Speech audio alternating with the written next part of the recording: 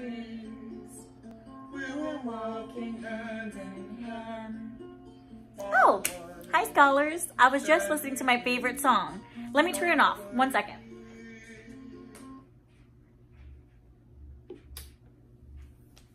So scholars, I'm excited to read with you today. Today we're going to be reading this book, Bob Dylan. Before we get started, we're going to do 3 things together. And my career question for you is, what is your favorite song and why?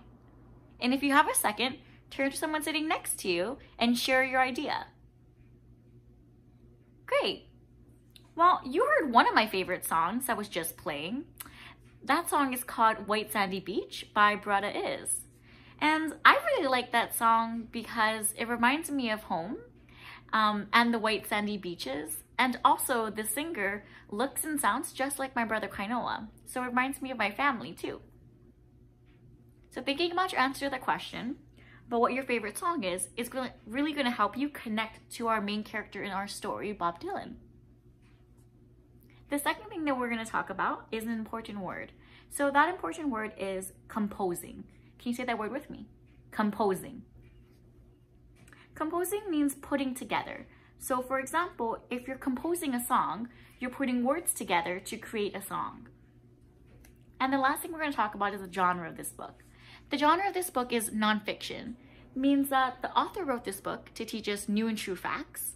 And this book is biography, which means we're learning about a real person who lived and their life.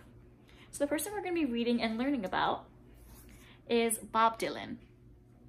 So let's take a look at the front cover about your noticing and wonderings. And if you have a chance, turn to someone sitting next to you to share your idea. Great. So I notice that this is Bob Dylan because this is the person that we're learning about. It looks like Bob Dylan is holding a harmonica. So I'm wondering if music and playing this harmonica is important to Bob Dylan. I also know some facts about Bob Dylan through research, and I know that his race identity is white, his gender identity is a man, his age in this book starts off as a child and then he grows up to be an adult.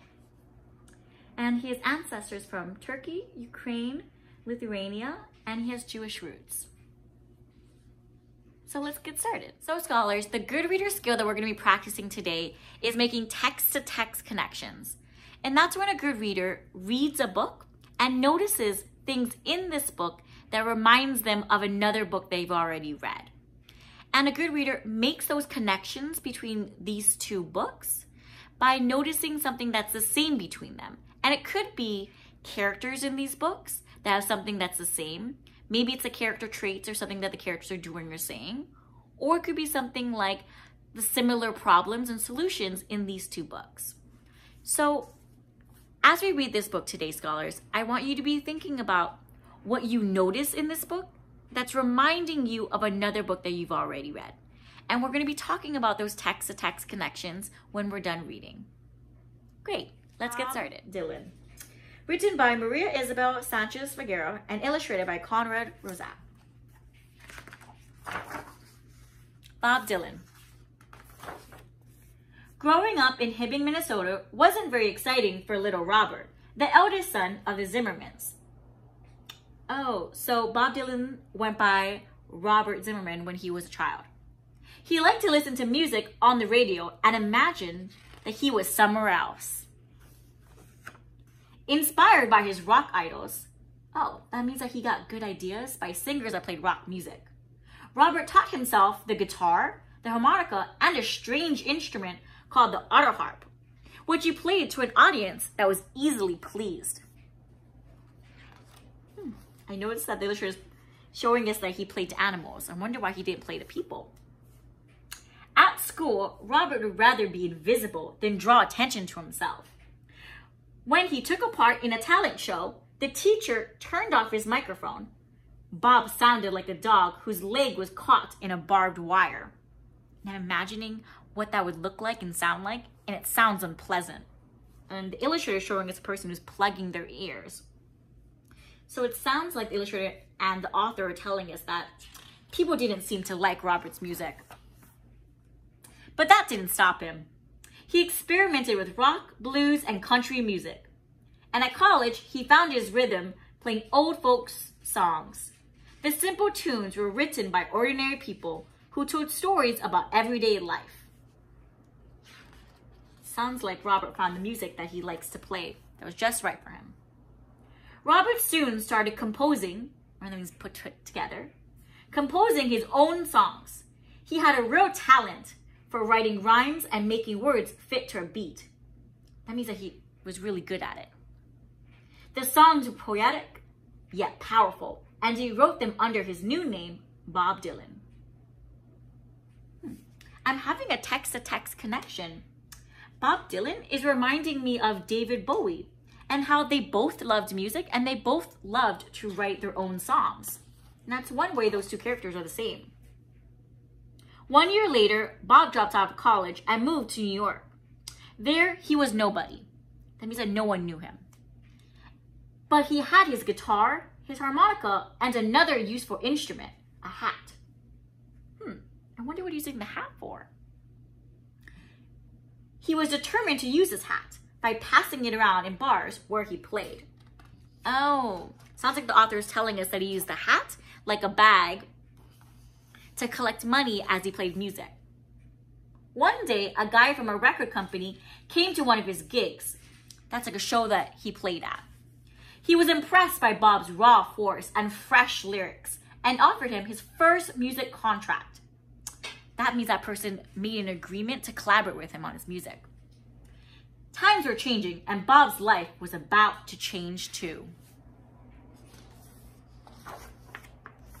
Bob's music spoke about things that mattered: civil rights, war, and religion. Without trying, he became the voice of a generation eager to change the world, putting down in words what millions of people felt. Sounds like the author is telling us that Bob Dylan wrote songs that people connected to because his songs expressed how people were feeling in their hearts and what they're thinking in their brains. His songs became anthems sung by the most amazing artists or singers of all times, reaching millions of people. Many of them had not heard his voice or known his name, but Bob didn't mind. So the illustrator is showing us all the singers or artists that are famous for singing songs that Bob Dylan wrote. The author is telling us that most people didn't know that Bob wrote those songs that were famous, but Bob didn't care. Instead of giving interviews or playing at being a star, Bob preferred to keep to himself. He liked that more. For him, a perfect day was working on a poem or writing a song, riding around on his motorcycle, or talking with friends. Sounds like the author is telling us that Bob Dylan didn't care about being famous or being a star. And this is reminding me of David Bowie, but not because they share that in common, because that's something that they differ on. That's something that's different between them. Because I remember David Bowie really wanted to be famous and be a star, but sounds like the author's telling us that Bob Dylan didn't. Being an artist meant being free and not caring about what others might think. Bob moved from folk to rock or pop, trying new sounds and exploring different styles of music, challenging himself as well as challenging his fans. Sounds like Bob Dylan's working really hard and challenging himself to make music that makes him happy. Bob Dylan received all the awards an artist could dream of. And he was the first musician ever to be recognized with a Nobel Prize for Literature. But in Bob's style, he didn't show up to the ceremony. So up until Bob Dylan, no singer had ever won this award. Only authors who wrote books and poets who wrote poems won this award. So it sounds like the author is telling us that in 2016, Bob changed the world again. Today, little Bob, one of the greatest musicians and poets of all time, feels cool just being himself. He's an ordinary person who says what he thinks and does what he likes most, which is writing songs. At the end of this book, there is a timeline of photographs of Bob Dylan, and more new and true facts about his life. The end. Okay, scholars, your good reader question is, what does Bob Dylan love to do the most? And remember that good readers use evidence from the book to support their idea, whether that's something that the author wrote or something that the illustrator drew for you. And again, the question is, what does Bob Dylan love to do the most? Great. For me, I think that Bob Dylan loves to write songs the most. And I think that because the author wrote here, he's an ordinary person who says what he thinks and does what he likes the most, writing songs.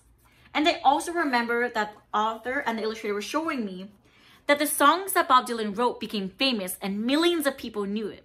But they didn't know that he was the one who wrote the songs, which tells me that what was more important was Bob Dylan writing the songs that were important to him, that made him happy. So scholars, the last thing that we're going to do together is to talk about text-to-text connections. So as we were reading Bob Dylan, I was reminded of another book that we were reading before called David Bowie. And I was reminded of David Bowie because I believe that Bob Dylan and David Bowie had some things that they shared that was the same. Not only did they love music and they loved to write their own songs, I also thought that they shared a similar character trait. I believe that they're both fearless.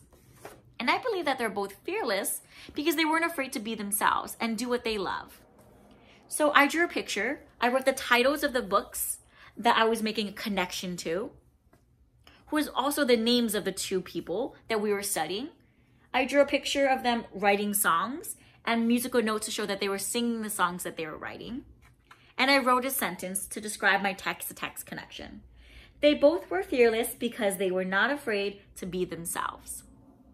So now, scholars, it's your turn. You are going to make a text-to-text connection of a book that we read together that you were reminded of as we read Bob Dylan together today. So remember that you can make a text-to-text connection by thinking about how two books share something that's the same between them. And it could be about two characters in the books that you find that are the same. Maybe it's character traits like how I did. Maybe it's something that the characters do or say. Or it could be about a problem or solution that are similar between the both books. So however that you're reminded of another book, we can't wait to read or listen to, if you use the comment feature with the microphone, your text-to-text connection. Have a great day, scholars. Bye.